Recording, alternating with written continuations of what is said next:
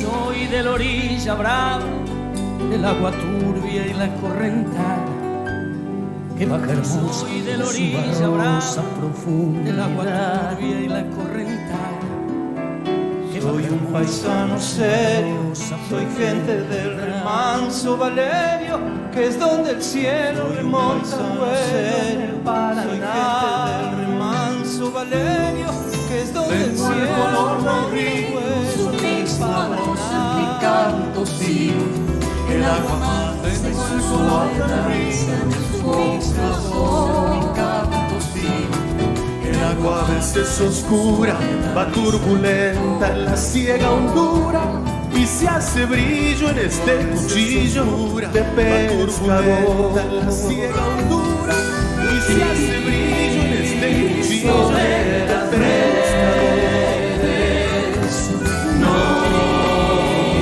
No sabe de las redes, quien no lo sé sin él.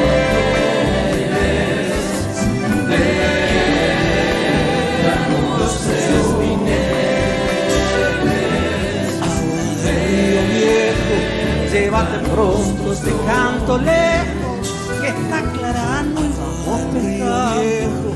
Llévate pronto este canto lejos que está aclarando el vamos pescado para vivir.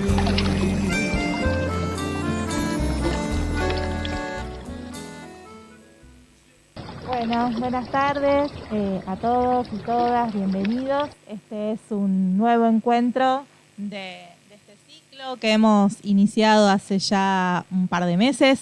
Es el cuarto encuentro de Humedales, un encuentro y varias miradas. Iniciamos esta cuarta reunión con una pieza artística, como generalmente lo hacemos. En esta oportunidad es un video que hemos elaborado desde la Dirección de Comunicación de la Ciencia, con música de la trova rosarina, oración del remanso Valerio, y bueno, con fotos del Museo de la Ciudad y de la Escuela de Museología de Rosario que nos han aportado y nos han compartido. Bueno, estamos iniciando este encuentro felices porque estamos en la Biblioteca Argentina, estamos pudiendo estar hoy presencial, no por Zoom como en los encuentros anteriores. Agradecemos a quienes nos acompañan hoy en la biblioteca y bueno, les cuento para quienes no han visto otros encuentros de Humedales que se trata de una iniciativa que llevamos adelante con la Biblioteca Argentina, dependiente de la Municipalidad de Rosario, y la Universidad Nacional de Rosario con su plataforma ambiental y con la Dirección de Comunicación de la Ciencia. También organizan este ciclo de encuentros que propone vincular la ciencia, la cultura, el arte, el taller ecologista, que también nos acompaña mensualmente en esta propuesta que llevamos adelante. Bueno, este cuarto encuentro, me voy a poner los lentes. Este cuarto encuentro se llama Rosario como parte del humedal, el ecosistema más cerca de lo que solemos creer. Y para charlar hoy invitamos a la biblioteca a Graciela Clecailo. Lo dije bien, me gané el premio. Bien, ella es docente e investigadora en la Cátedra de Ecología de la Facultad de Ciencias Agrarias de la UNR, nuestra universidad. Es parte del equipo técnico que elabora el plan de manejo de la Reserva Municipal Los Tres Cerros y es integrante de la Asociación Civil Amigos de la Reserva de Villa Gobernador Gálvez. Bueno, gracias Graciela por haber venido hoy. Y también está Cecilia Rives, que es licenciada en Ciencias Biológicas, es docente e integrante del taller ecologista, coautora del informe Nuestras Barrancas y Costas y coordinadora del informe Arroyo Ludueña y sus áreas valiosas para la conservación. Así que bienvenida también Cecilia, como parte también de la organización de este encuentro con el taller. Bueno, comenzamos a partir de esta propuesta que hemos hecho respecto de charlar un poquito del ecosistema y el humedal y el recorrido que cada una de ustedes tiene. ¿Quién comienza? Cecilia, ¿querés? Dale. El micrófono.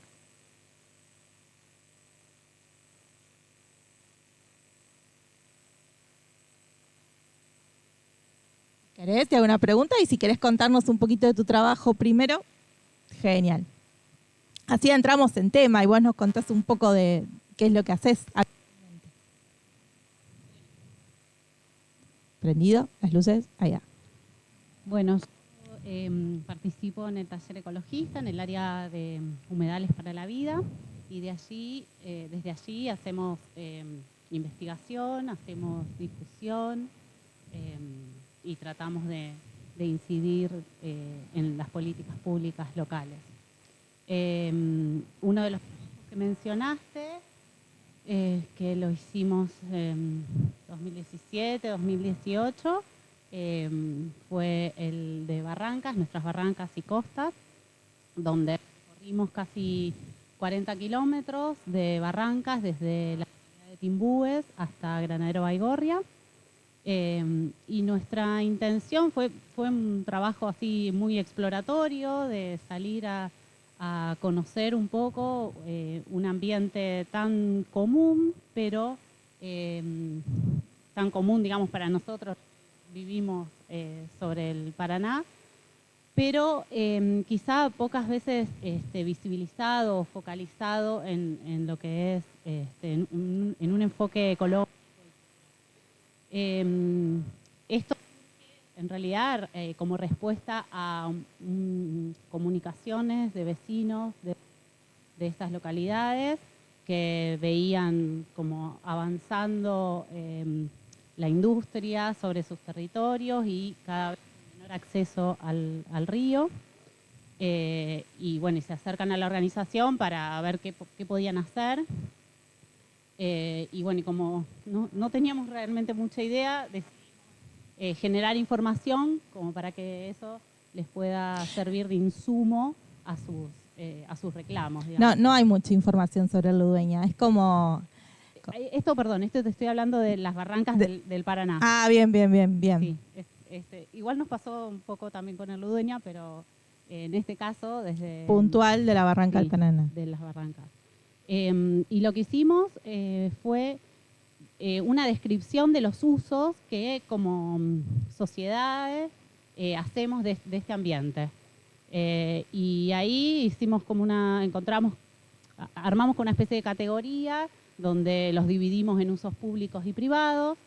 Dentro de lo que es el dominio privado es mayoritariamente industrial y portuario.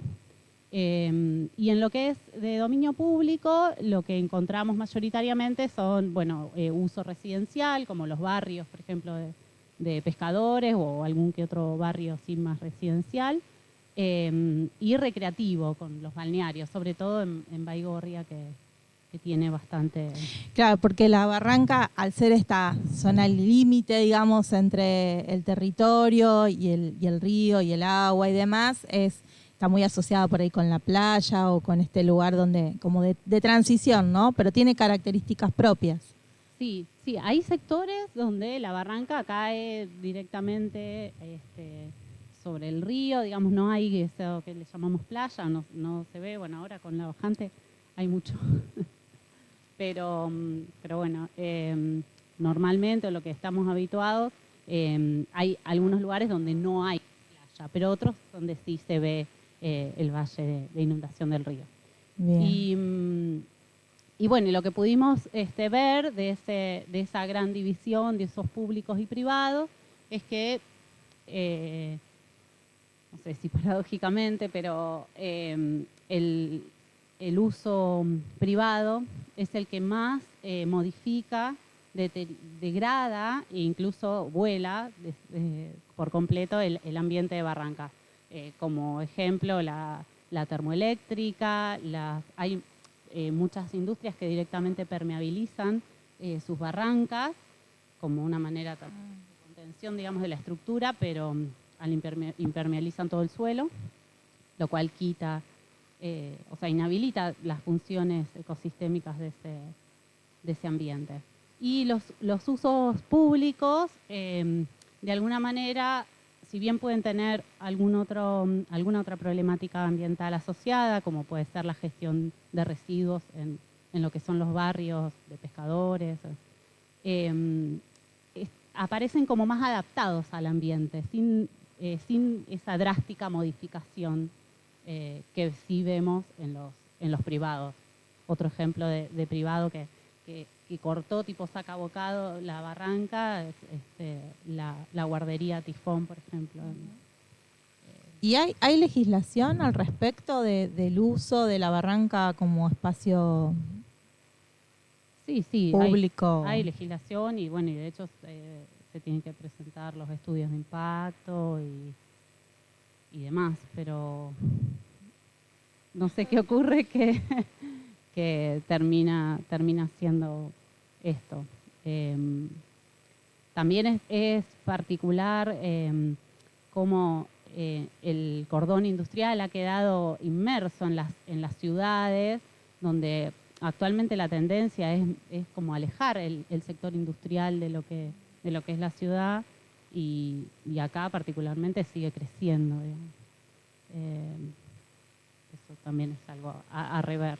Está bien. Yo antes te decía lo de Ludueña porque tengo por acá que también tenés estudios respecto de justamente el arroyo y bueno, y sus características y demás. Nosotros hacemos estas charlas para públicos por ahí más abiertos y que por ahí no son específicos, que siguen científicamente, o tanto las diferencias entre el arroyo Ludueña y el río Paraná son parte de un mismo sistema. Hay características o cosas que los vinculan en estas investigaciones de las que participás. Hay cosas que nos podés contar respecto de esta relación entre el Ludueña y el Paraná. Sí, bueno, nosotros desde Taller Ecologista históricamente nos dedicamos al humedal del delta, al delta del Paraná, y esto fue como una especie de transición. Empezamos en las barrancas y nos fuimos metiendo más en lo que eran los humedales pampeanos. Por ahí habría que hacer una diferencia entre lo que es el delta del Paraná, que ahora está, por suerte, más en boga y por ahí más familiarizada la comunidad con lo que es, con el concepto de humedal, y con que el delta, que las islas, que nosotros los rosarinos le decimos las islas, bueno, ahora como que las reconocemos como un humedal. El delta es un macro, un gran ecosistema de humedales, donde la matriz dominante del paisaje es el humedal, ¿sí? En cambio, si nos vamos a Rosario, la ciudad de Rosario, que está emplazada en la ecorregión pampeana, es un ecosistema terrestre, ¿sí? Pero también, al estar sobre la margen derecha del río Paraná en su tramo inferior y estar atravesada por el arroyo Ludueña y tener el Saladillo también, posee ecosistemas de humedal, posee parches, ¿sí? O humedales asociados a este río y a estos arroyos, como son los valles de inundación, tanto del río como de los arroyos, las lagunas, que se sabe que, por ejemplo, la Plaza Sarmiento era antiguamente una laguna, la Laguna Sánchez, que fue rellenada, y los bajos inundables que había. Encontramos, haciendo registros bibliográficos, que parte del barrio Chesortu era un bajo inundable muy grande. Entonces sí, estamos en una matriz ya más terrestre, pero con zonas de humedal. Y bueno, y esto de estudiar el arroyo, de meternos un poco en el arroyo Ludueña y en su cuenca, fue una intención de seguir en humedales, pero ya meternos en lo que serían los humedales pampeanos.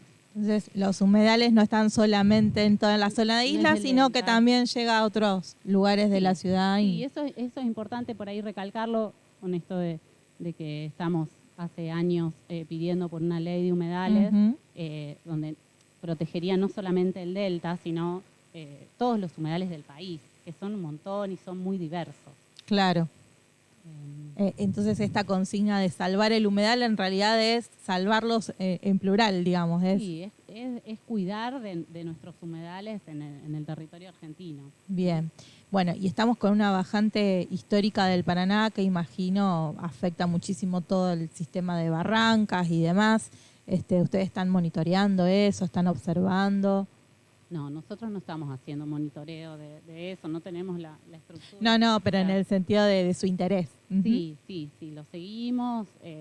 Seguimos a los hidrólogos, climatólogos, ecólogos que están o sea, leemos a ellos, estamos en contacto, pero bueno, nosotros no es que estamos haciendo un estudio particular.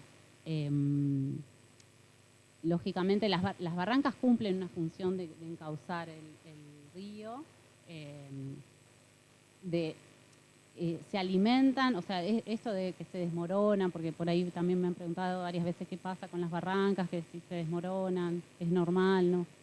Sí, son barrancas vivas, activas, claro. Que están formándose con los sedimentos que trae el río, pero también el río las erosiona. Y el agua, al bajar tanto, deja de ejercer esa presión sobre la pared, digamos, de la barranca, y sí, es lógico. Modifica el paisaje y modifica su estructura. Sí, claro. Sí. Bueno, gracias. Seguimos charlando entonces con Graciela. Bueno, Graciela, vos también te vamos a preguntar por la reserva de Villa Gobernador Gálvez también, y bueno, contanos un poquito tu trabajo. Bueno, muchas gracias por la invitación. La escuchaba Cecilia y me parecía súper interesante esto de pensar a la ciudad de Rosario como una ciudad que tiene un paisaje con humedales también, ¿no? Y que pienso que a mí me parece que está buenísimo que hablemos de humedales, y como dijo Cecilia, desde el año pasado creo que todos en la ciudad tenemos otra mirada hacia lo que son los humedales. De hecho, esto que decía Cecilia antes, decíamos la isla frente a Rosario, y ahora hablamos de los humedales. Y también podemos pensar a los humedales dentro de la ciudad, ¿no? No a la ciudad como un sistema cercano a ecosistemas naturales, sino como parte de un sistema que contiene humedales también. En el caso de la Cátedra de Ecología, nosotros, bueno, tenemos varias líneas de investigación, y en lo que es la relación con humedales, hay un grupo que trabaja en lagunas pampeanas del sur de la provincia de Santa Fe, haciendo monitoreo de aves acuáticas, por ejemplo, y relevamientos de vegetación. Y desde el 2018 nos involucramos un poco como cátedra con los humedales que tenemos más cerca, porque empezamos a trabajar con la Municipalidad de Rosario en lo que es el plan de manejo de la Reserva Municipal Los Tres Cerros, en las islas, enfrente a la ciudad de Rosario, y a su vez una parte del grupo de trabajo se involucró con la Asociación Amigos de la Reserva de Villa Gobernador Gálvez, y estamos empezando a trabajar en este momento con la Municipalidad de Villa Gobernador Gálvez también, para poder generar un plan de manejo para esa reserva. Y bueno, la verdad que es un trabajo que nos da, nos parece sumamente interesante. Nosotros nos vinculamos desde ecología y particularmente también desde biología de la conservación, que es otra de las materias que dictamos en la cátedra.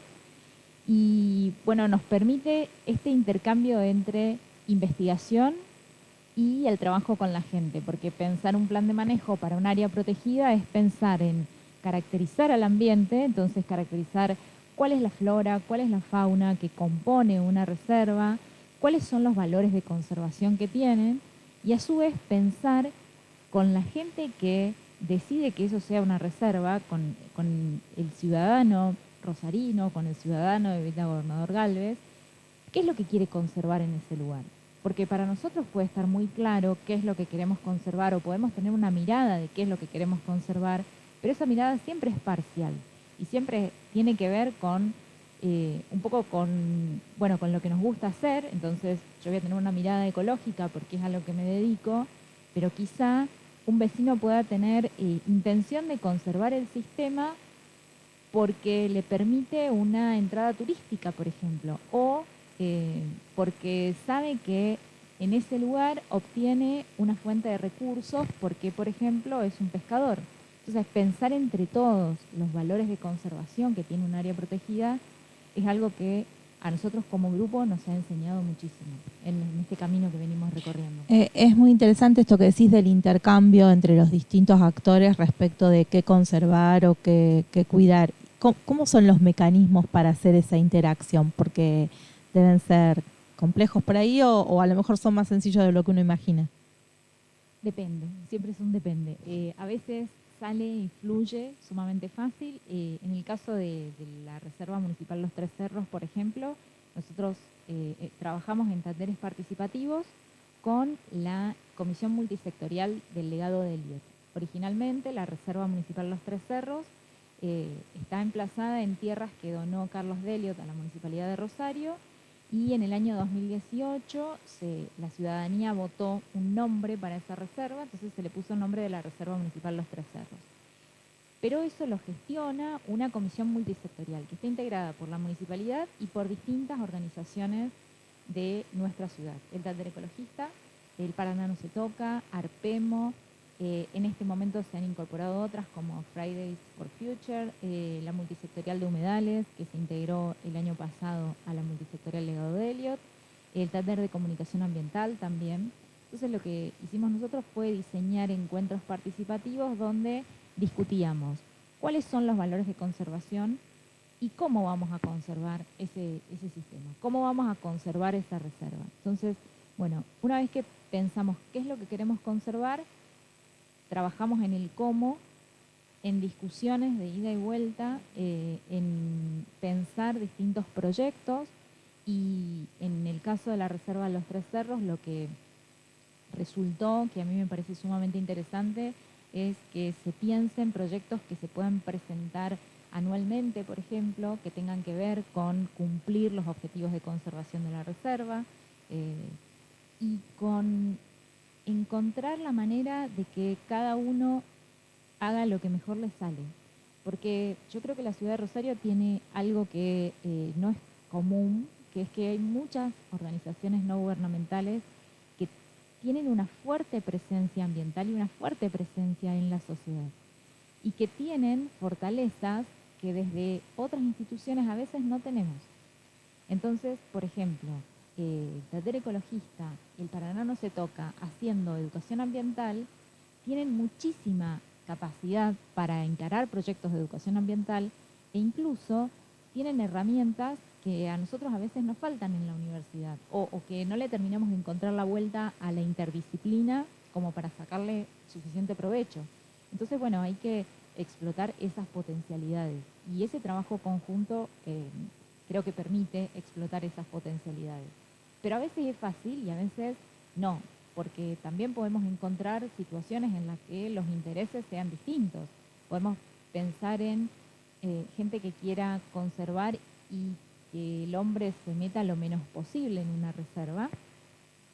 El hombre, la mujer, el ser humano, es lo más correcto en realidad, se meta lo menos posible en una reserva. Pero también podemos pensar en gente que quiera que la reserva brinde recursos que pueda utilizar la sociedad. Y tenemos que encontrar un punto de encuentro entre esas miradas. Y eso, para mí, le da una fortaleza también al área protegida en sí misma. Si es el mismo usuario quien piensa qué provecho le va a sacar a la reserva. Siempre y cuando estemos respetando los valores de conservación que se identificaron, ¿no?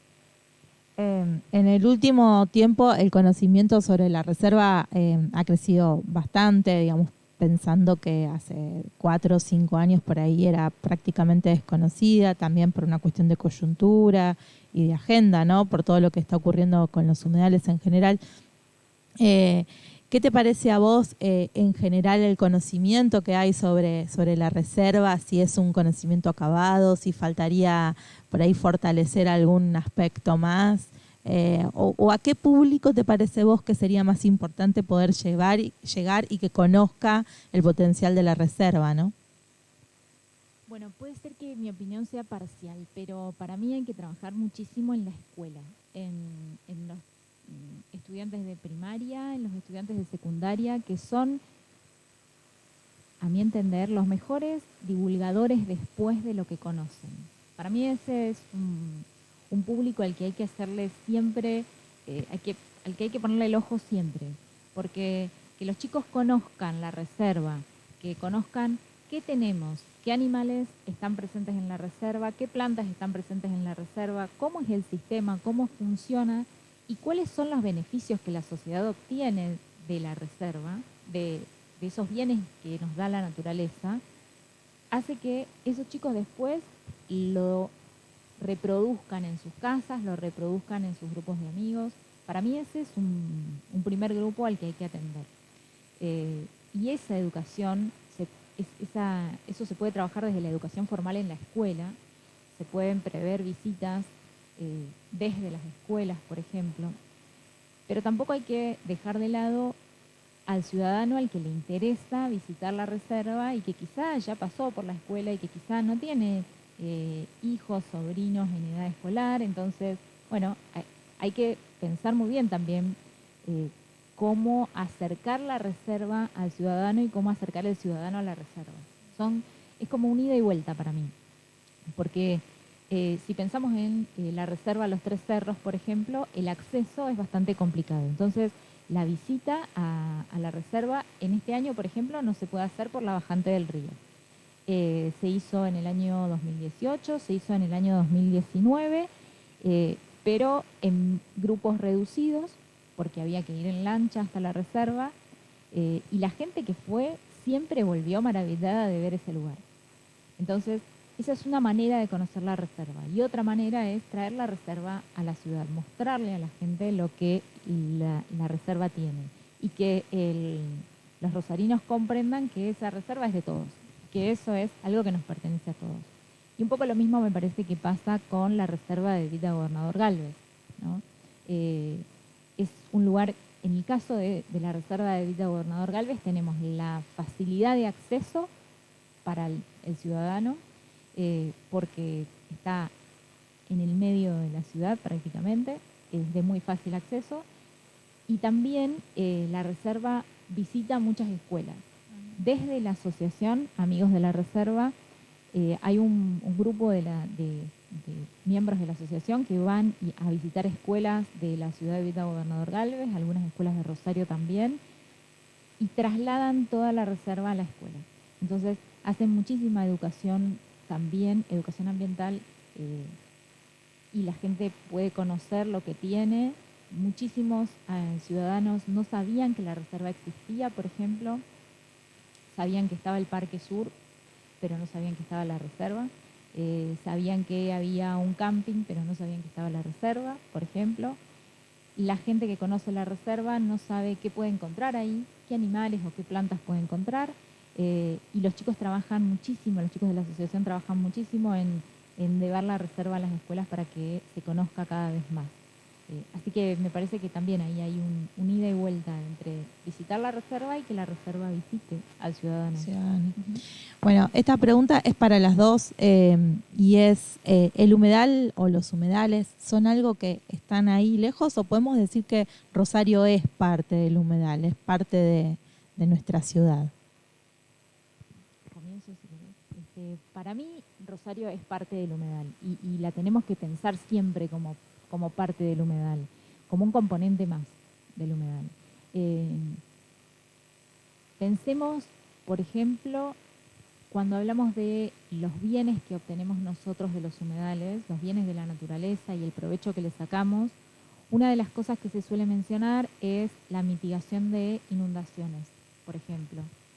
Y seguramente podemos recordar eventos en la ciudad de Rosario donde tener el humedal funcionando hizo que una inundación sea menos seria, o a la inversa, seguramente podemos recordar eventos donde la ciudad sufrió las consecuencias de no haber mantenido las características propias del humedal. Para mí es fundamental que comprendamos que somos parte del sistema y que nos pensemos como parte del sistema, porque cuando estamos pensando al humedal como un ecosistema que está enfrente o como un ecosistema que está cerca pero lejos, lo estamos mirando desde afuera y no lo cuidamos de la misma manera. Al menos esa es mi manera de verlo. Y no más que agregar, estamos en un ambiente que tiene humedales muy cerca, en lo cotidiano. O sea, el valle de inundación que nosotros le llamamos playa es un humedal. Por ejemplo, nos encontramos con flora y fauna que están adaptados, o sea, no cualquier organismo vive en un ambiente como ese, que tiene agua a veces por encima del suelo, pero otras veces no se ve el agua, está en el suelo, pero no se ve. Entonces, no cualquier organismo vive en esos ambientes y nosotros tenemos de esa biodiversidad asociada a los humedales. Así que sí, sin lugar a dudas, somos parte. Bueno, y ya que me mencionan el tema de la flora y la fauna, en el encuentro anterior le preguntamos también a nuestros entrevistados y entrevistadas cuál era la especie de flora y de fauna autóctona que preferían, si se encontraba en la zona y bueno, y por qué les gustaba.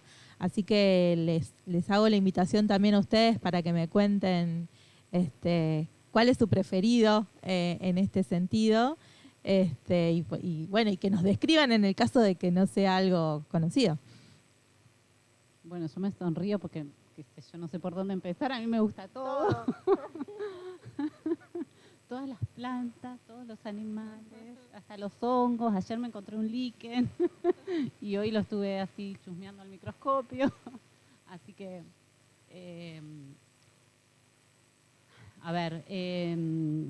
a mí me gusta mucho un árbol que se llama sangre de drago, que es típico del ambiente ribereño.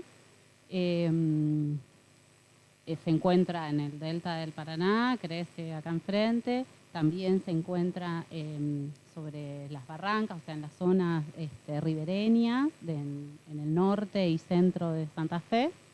Y acá en Rosario, como yo soy hija de docentes, investigadores de la UNR y viví gran parte de mi infancia, viví en el predio de la Facultad de Medicina y del Centenario.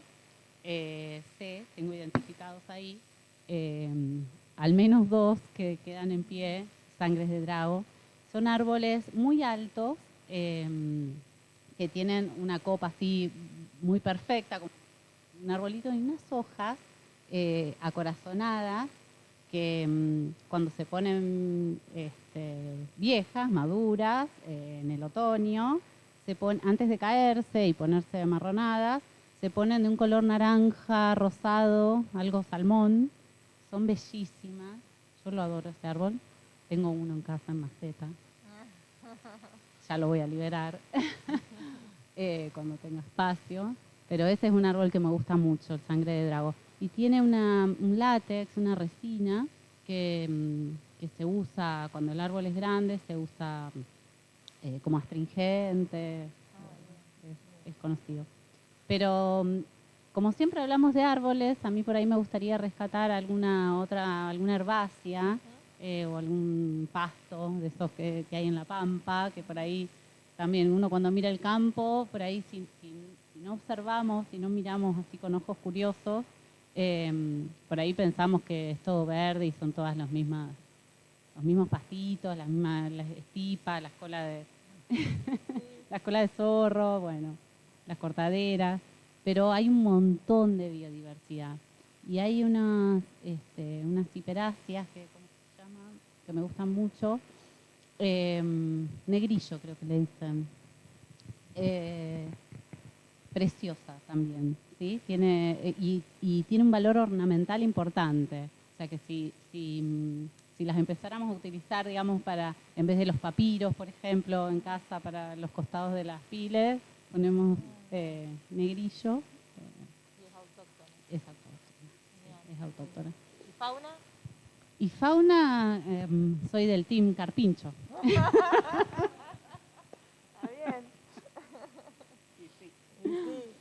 bien. Sí.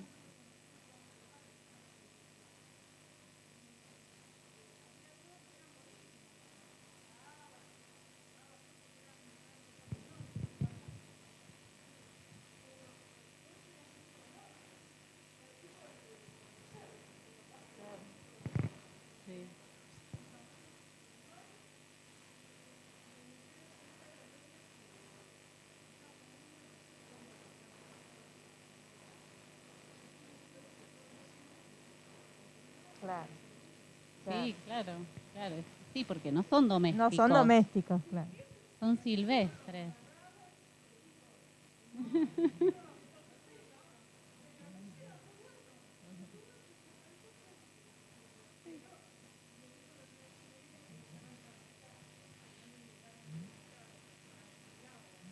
Bueno, el carpincho entonces. Sí, el carpincho, la comadreja, me encanta también porque es un marsupial.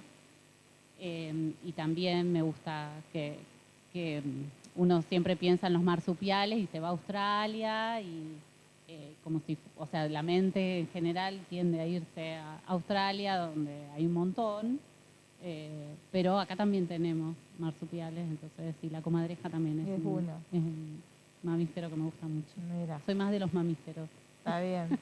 Bueno, y Graciela, vamos por tus preferencias. Qué difícil, por suerte me tocó la pregunta segunda, entonces pude pensar un poco mientras Cecilia contestaba. Y por suerte vos te dedicas a otra cosa, Me quedé pensando porque estudiando lo que estudiás debes tener muchísimos elegidos. Es muy difícil elegir una especie, elegir un favorito. Por supuesto, dentro de la fauna me declaro también del team carpincho a full. Creo que, bueno, por suerte aparecen estas especies que por ahí en biología de la conservación le decimos especies bandera y esta apareció como de casualidad, ¿no? Pero es una especie bandera para la conservación porque ahora todo el mundo sabe de qué está hablando cuando ve un carpincho, ¿no? Y hablamos de conservación gracias a esta especie, así que la elijo sin lugar a dudas. Y en las plantas, mi elección se va a ir para el lado del ceibo, pero que tiene un poco que ver con mi historia también. Yo vengo de Misiones, soy rosarina adoptada en realidad, y bueno, desde chica es un árbol que me gusta mucho. En la escuela siempre nos machacaban con la flor nacional y para mí es uno de los árboles más hermosos que tenemos y me gusta que recorra gran parte del país también y que de algún modo nos una, porque hablamos del ceibo acá y hablamos del ceibo en Misiones y en Corrientes y estamos hermanados por esa especie. La sangre de drago también, en realidad la encontramos allá y acá, así que la elijo. Bien, genial.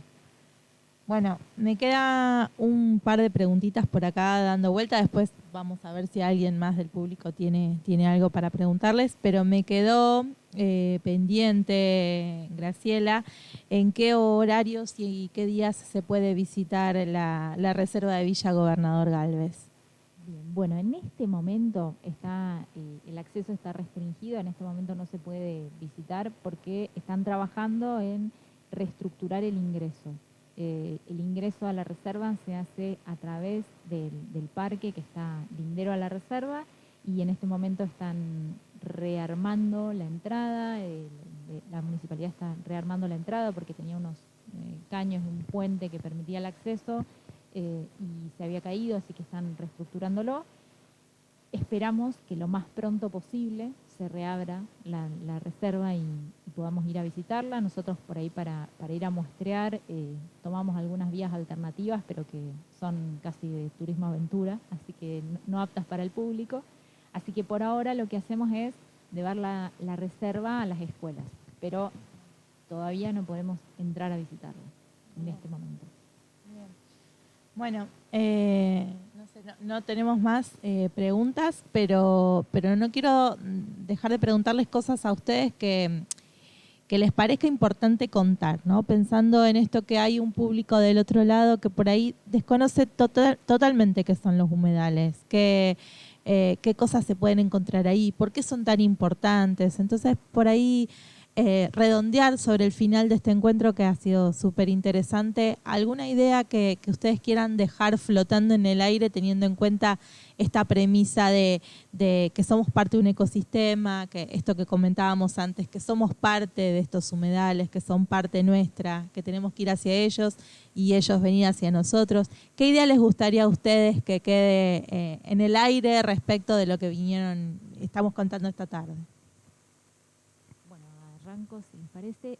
A mí me gustaría que pudiéramos pensarnos como integrantes del sistema, como partes del sistema, y que podamos pensar la conservación de estos espacios, en particular si pensamos en las dos reservas que mencionamos, pero también en la cuenca del Ludueña que atraviesa toda la ciudad, también en la cuenca del Saladillo, que podamos pensarnos como integrantes del sistema para poder pensar su conservación, para poder pensar cuáles son los valores que tiene ese sistema para nosotros, porque primero creo que está el derecho intrínseco del sistema a seguir existiendo, del sistema y de todos sus componentes, y es algo que tenemos que respetar como sociedad, pero además nosotros obtenemos muchísimos bienes de estos sistemas, desde el valor recreativo, el valor paisajístico, el valor turístico, hasta recursos alimenticios, la posibilidad de regular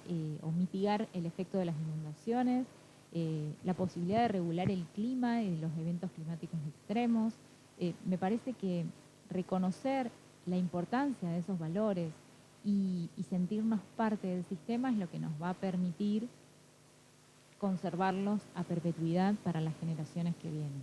Yo creo que haría el foco ahí, en sentirnos más parte. Genial, bien.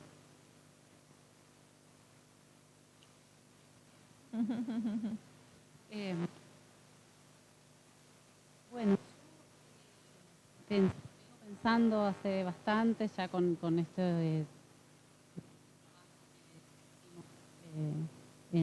con las barrancas y en el Ludueña, donde nos encontramos con un arroyo bastante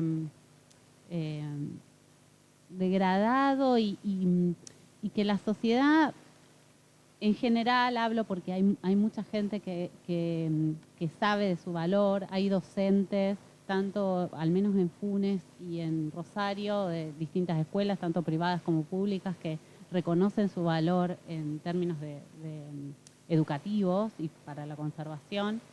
Pero en general no lo tenemos muy, o sea, es un estorbo. O sea, se habla del Ludueña para hablar de algún tipo de obra de saneamiento hídrico, donde, por lo que estuvimos viendo, es una bola de nieve donde se soluciona un problema de exceso hídrico en un sector para después, unos años después, tener que solucionar mediante otra obra costosa y que modifica el curso del arroyo aún más, otro exceso hídrico en otro lugar. En lugar de, como decía Graciela, como decía Graciela, en lugar de dejarlos, mantenerlos, que ellos solos cumplen con esas funciones de regulación y no que estar modificándolos a cada momento. Entonces, todo esto me lleva a la reflexión de cómo, que es lo que por ahí me gustaría dejar ahí picando, es el modo de habitar los territorios que tenemos. O sea, un modo desde lo destructivo, desde la modificación total y hasta incluso a veces caprichosa de querer hacer lo que quiero, donde quiero, como sociedad, ¿no? O un modo más adaptado al ambiente, o sea, como tomar el ambiente y el territorio como con lo que nos da. Y a partir de ahí, bueno, de qué manera nos podemos desarrollar y podemos construir. O sea, eso, pensar en los modos en los que habitamos el territorio. Me dejaste pensando con eso, Ludueña, que es un estorbo, porque la verdad es así, uno piensa en el entubamiento o en si se desborda o en inundaciones que provocó en otro momento y como una cosa que está ahí que trae problemas o noticias que muchas veces nos interpelan desde otro lugar. Y bueno, me parece muy interesante poder, como propone el ciclo, mirar las cosas desde otra mirada o desde otra perspectiva. Tengo 2 preguntitas más que llegan. La primera es, en las reservas, puntualmente, ¿qué se hace con las especies invasoras y exóticas? Qué difícil, una más fácil no había, ¿no? Qué difícil. Bueno, hay que pensar, es muy complejo el manejo de especies invasoras, pero es necesario. Y Y es complejo porque pensar en destruir para conservar a veces suena a oxímoron. Entonces, pero es necesario hacer control de especies invasoras. En el caso de la reserva de vida Gobernador Galvez hay algunas especies invasoras, y cuando aparecen animales domésticos en la reserva, esos problemas aumentan porque muchas veces trasladan propágulos y aparecen más y se empiezan a dispersar más. Entonces, hay que trabajar técnicas de control de invasión. Si hablamos de especies leñosas, por ejemplo, hay que trabajar técnicas de corte selectivo para controlar que la invasión se mantenga a raya cuando aparece alguna especie que no debiera estar ahí. En el caso de los animales es un poco más complejo, porque hay que pensar en relocalizar animales, en tratar de impedir el ingreso de animales domésticos como los perros, los gatos, por ejemplo. Pero es más difícil pensar el control de animales porque incluso se ve con malos ojos desde la sociedad también, ¿no? Entonces ahí hay que pensar en relocalizarlos, trasladarlos a otro lugar. Todo eso es una parte importante del plan de manejo, el control de las invasiones. En el caso de la reserva Los Tres Cerros no tenemos problemas de invasión, por lo menos no hay focos importantes detectados de especies invasoras.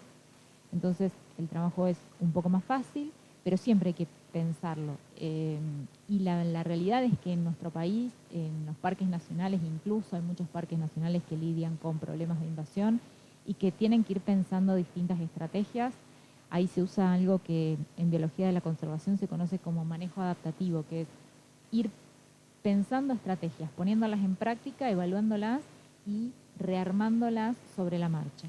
Porque la invasión es un proceso muy dinámico, entonces uno puede tener una idea desde la teoría, empezar a aplicarla y que eso no funcione como estábamos pensando, entonces hay que tener la flexibilidad necesaria para repensar el manejo de la invasión y empezar de nuevo. Así que es algo muy, muy, muy dinámico, pero necesario. Genial. Bueno, y la última, a lo mejor vos, si nos podés responder, bibliografía sobre la fauna de la zona, o bueno, alguna de las dos, que puedan recomendar como para poder introducirse en el tema. Voy a mencionar libros del Museo de Santa Fe, por ejemplo. Andrés Pautazo es un gran conocedor de nuestra fauna y tiene bastante material publicado. Hay libros sobre mamíferos de Santa Fe, por ejemplo. Hay libros sobre aves de la provincia de Santa Fe también. Así que hay bastante bibliografía. Podríamos dejar a disposición por ahí un correo para pasar algunos títulos también. Perfecto, pasarnos y lo ponemos luego en la descripción del video para que esté disponible. Bien, genial. Bueno, yo en bibliografía también le iba a mencionar a Pautazo, está Peña también en AP. Bueno, la guía de Narovsky, que es de toda la Argentina, esta también es conocida por los fanáticos, por lo menos, y está buena. Pero no, al margen, digamos, también podríamos pasar bibliografía.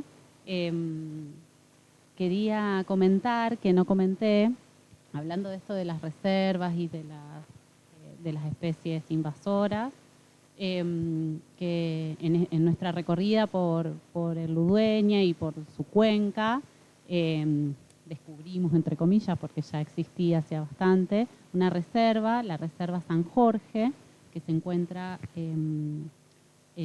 sobre la margen del arroyo Ludueña, en el municipio de Funes, entre la autopista Rosario-Córdoba y Pérez, ¿sí? Incluso llega hasta una parte de Pérez.